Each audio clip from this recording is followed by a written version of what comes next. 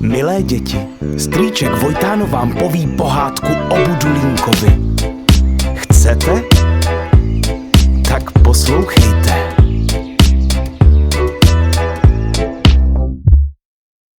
Bylo nebylo, jedno malý mimino, co zlobilo a bylo trochu debilo a oči divně kulilo. Něco mu prej chybělo a něco mu zas přibylo a nebylo to kilo, těch málo mělo.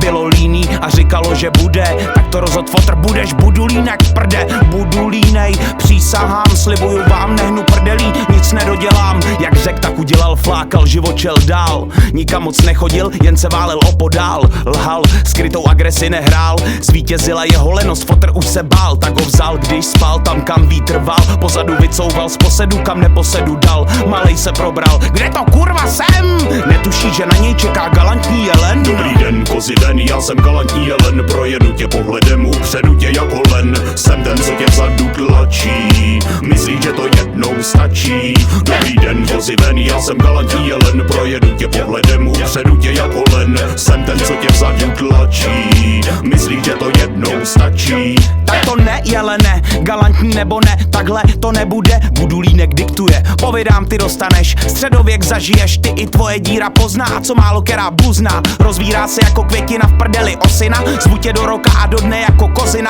že udělal jsem kostru z Kevina, víc celá dědina. Tvoje šance jediná je zdrhnout, to ti povídám. A jsem malej muž s velkou duší, schovej přede mnou svoji srnu, kámo, tato tuší. Čekuj, moje uši jsou jak satelity, co tvůj signál ruší.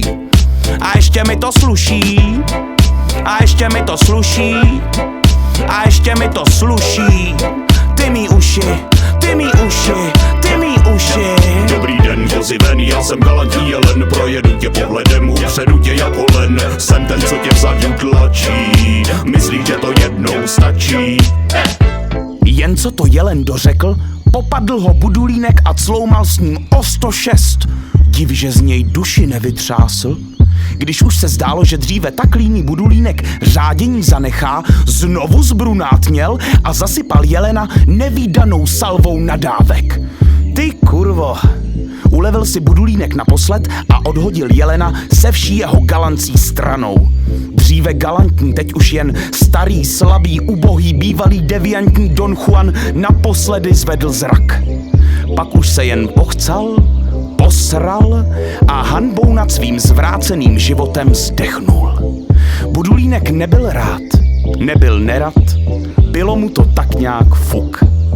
Nasral si mě, ale takhle to skončit nemuselo. No což, kůži stáhnu, maso uvařím, kosti vlkům pohodím a převezmu vládu nad celým lesem. Dobrý den, já jsem ten, co na něm skapal jelen, zabil jsem ho pohledem, vzal ho peklem a pak ven. Jsem ten, co tu nyní vládne, neslyší námitky žádné. Dobrý den, já jsem ten, co na něm skapal jelen, zabil jsem ho pohledem, vzal ho peklem a pak ven.